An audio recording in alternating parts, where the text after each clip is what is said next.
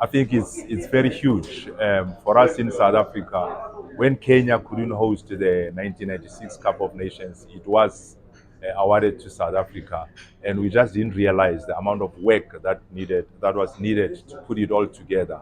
So fortunately for South Africa, we had the infrastructure readily available at that time, and so that was half the job solved, because then the government only had to um, put out their guarantees that visiting countries coming to South Africa will be looked after, will be taken out, the visa issues and all those protocols will be looked after.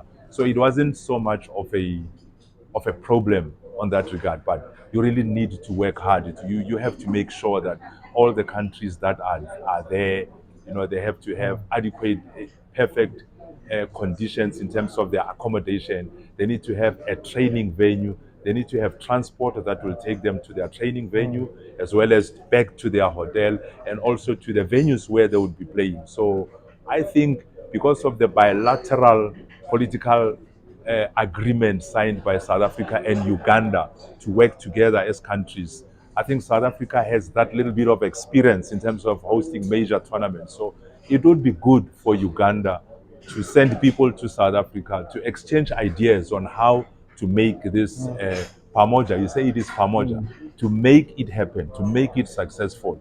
And I'm sure at that level, at government level, the two countries have trade agreements. They have so many agreements, and so I'm sure they will send representatives to South Africa to try and find out how best to make sure that 2027 becomes successful.